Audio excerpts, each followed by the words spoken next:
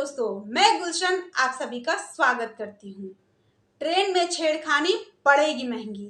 जी हाँ दोस्तों, अगर कोई मनचला व्यक्ति ट्रेन में सफर कर रही कोई लड़की या महिला को घूरता है, कमेंट पास करता है या फिर उसके साथ छेड़छाड़ करता है, तो उसकी यह हरकत एक बड़ा मोड़ ले सकती है, जिसके कारण उसे जीवन भर पछताना पड़ सकता है। तो ट्रेन में छेड़खानी करने पर कौन सी धारा लग सकती है और कितने सालों की सजा हो सकती है, यह जानने के लिए मेरे वीडियो में अंत तक बने रहे और साथ ही मेरे वीडियो को लाइक और चैनल को सब्सक्राइब जरूर कर ले। तो दोस्तों, ट्रेन में यात्रा के दौरान लड़कियों एवं महिलाओं के साथ छेड़छाड़ जैसी घटनाएं लगातार दिन प्रतिदिन बढ़ती जा रही है और इसे कम करने के लिए कड़े कानून भी बनाए जा रहे हैं। कड़े कानून बनने के कारण घटनाएं कम हो रही है, लेकिन खत्म होने का नाम नहीं ले रही है। रेल मंत्रालय द्वारा महिलाओं के प्रति बढ़ते अपराधों को अवगत कराया गया था, जिसमें उन्होंने कहा कि साल 2014 से लेकर 16 तक ट्रेन में सफर कर रही महिलाओं के साथ छेड़छाड़ अपराध जैसी घटनाओं में 35% का इजाफा हुआ था और इसी दौरान 1607 मामले भी दर्ज किए गए थे।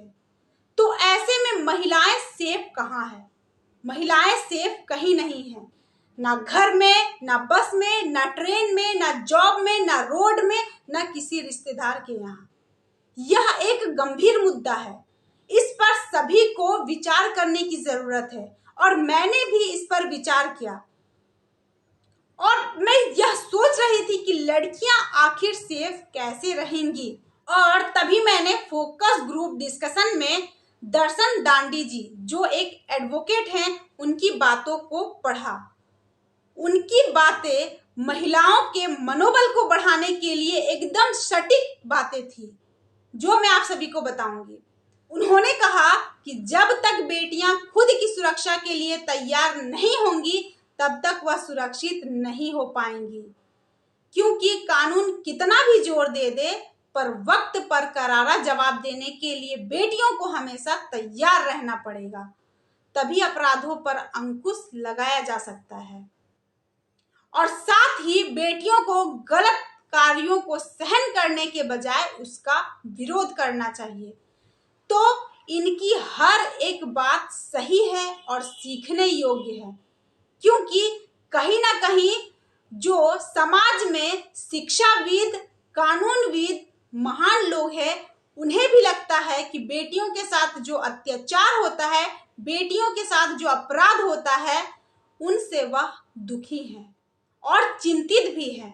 तो हम सभी बेटियों को एक साथ होकर अपने साथ हो रहे अत्याचार का कड़ा विरोध करना है और साथ में यह कहना है कि अगर कहीं भी छेड़ा तूने मुझे, तो कहीं का ना छोड़ूंगी मैं तुझे।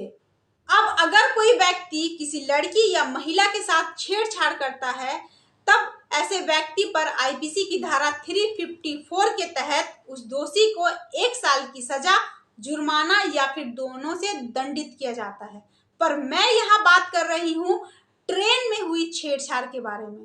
तो ट्रेन में जो छेड़छाड़ किया जाता है, उस पर आईपीसी की धारा के तहत कार्रवाई नहीं होती। यह कार्रवाई होती है रेलवे संशोधन अधिनियम, यानी कि रेलवे एक्ट की धारा 162 के तहत, और इसके तहत दोषी को 1 साल से लेकर 3 साल तक की सजा और 1000 के जुर्माने से उसे दंडित किया जा सकता है। आज पूरे विश्व स्तर पर समाज को आगे बढ़ाने में बेटियों, लड़कियों एवं महिलाओं का एक बड़ा योगदान है, चाहे घर में हो या फिर बाहर। बेटियां खेलकूद में, शिक्षा में, चिकित्सा में, प्रतियोगिता में या फिर सरकार बनाने में हम बेटियों का एक बड़ा योगदान है। तो फिर बेटियों को उपेक्षित क्यों किया जाता है? आओ लड़कियों, हम सभी साथ मिलकर नारी शक्ति को एक महान शक्ति के रूप में आगे बढ़ाएं। अब जोर शोर से अन्याय के खिलाफ विरोध करने की आवश्यकता है। उसके साथ ही अपने हक एवं अधिकारों पर लड़ाई लड़ने की आवश्यकता है। जिन लड़कियों के जीवन में शिक्षा नहीं होता उसका जीवन निरर्थक होता है। लड़कियों के जीवन में आज शिक्षा उतना ही ज्यादा जरूरी है जितना कि सांस लेना। धन्यवाद। जय हिंद, जय भारत।